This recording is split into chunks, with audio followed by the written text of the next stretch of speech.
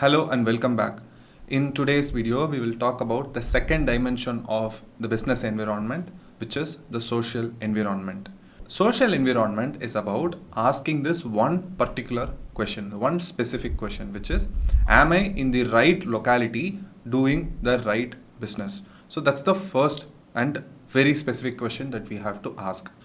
How do you put that into action? How do you verify whether you are in the right locality doing the right business? So the first step that you have to do is you have to make an assessment of the demographics. What do I mean by demographics? Demography means a study of the people who are located in a particular locality. What do you study about that people? First of all, you have to check how much is the population density. Is that locality so densely populated or so loosely spread out, not so densely populated? That's the first question. Second is, what are all the mix of people, which is what is the age group in that locality? Are there a lot of people between 18 to 25, or are there a lot of children in that locality, or that locality consists of a lot of aged people? Or is it an extremely mixed type of locality where you cannot particularly pinpoint and say, okay, this type of people are the standout group in this locality? And then you also see the gender mix. Are there a lot of males in this locality, or is it a female dominated locality? And then finally, the race and cultural mix. So let's say if we take the example of America, a lot of places where there are a majority of black people in that particular area, and then there are some localities where a lot of white people live in that area, and there is a particular locality where there are a lot of Asian people like Chinese, Japanese, Korean people, Thailand, Vietnamese people. Like this, the entire American geography can be split into race-wise localities. I will give you a specific example. Because I live in Chennai, I'll use Chennai as a case study here. If you see Chennai, there are these localities called OMR, Sholinganallur, Taramani and Siruseri.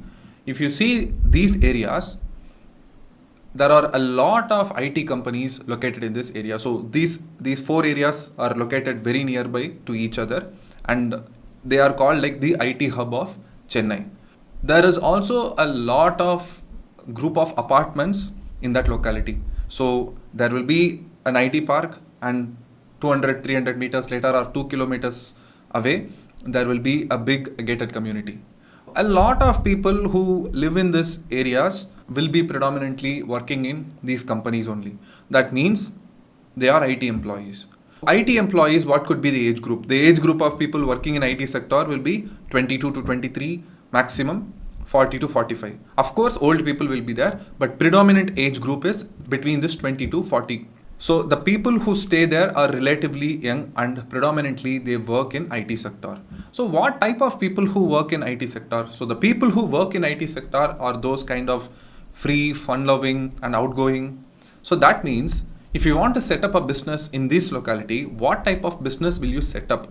What type of things these people will consume? What do these people need?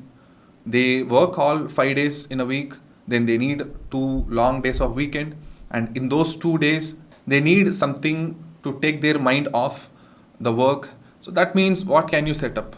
What business activity will be useful here? You can set up the cinema theaters, good restaurants. And because these people are young and outgoing, you can also set up bars and bowling alleys. All these fun activities, snooker, playing arcade, all these fun activities. Malls also will be very relevant in this area, shopping malls. Based on this type of age group and the nature of work that they do, you set up business according to that. Now, I will give you another example of a contrast scenario from what we saw before. These are the areas in Chennai called Nanganallur, Mambalam and Madipakam.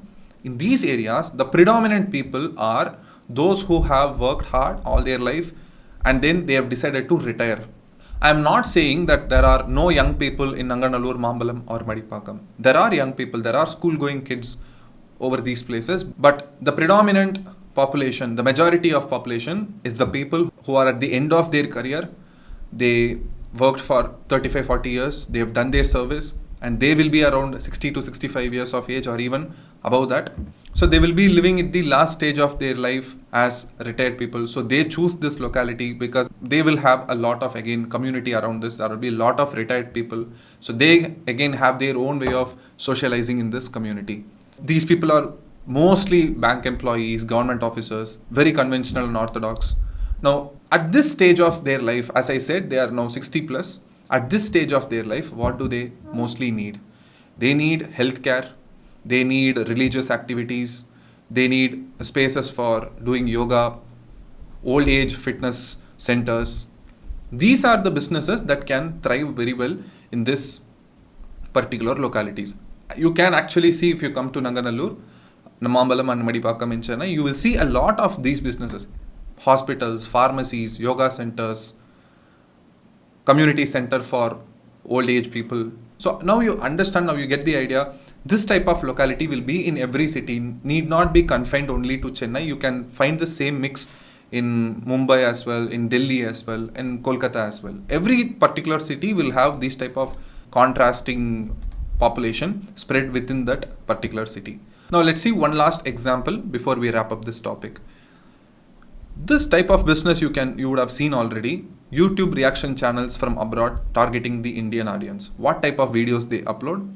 They do a lot of reaction videos for Bollywood and South movie scenes, or even for the whole movie. And they will also react to Indian cricket videos. Basically, this American people react to Indian cricket videos because cricket is new in America. So you can see a lot of videos on YouTube that American watching cricket for the first time, or a baseball fan watching cricket for the first time. How does this type of channels work? These channel owners, they have assessed the Indian environment and the emotional nature of Indian audience very well. First thing, that India is extremely densely populated. There are a lot of YouTube accounts operating from India. A lot of us use YouTube in India. Then, which means they have a great market to make videos for.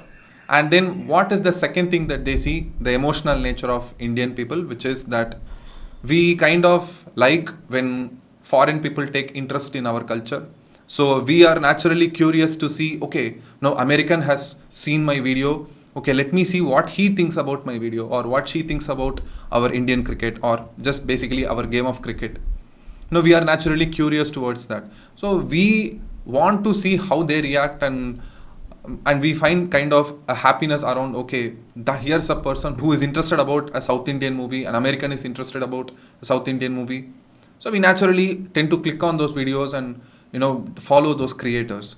This is another good example of how, if you master the social environment, you can do business very well. Assess the environment first, assess the demographics, and based on that you design your business. Or if you already have a business, then pick the right society and then set up shop in that society.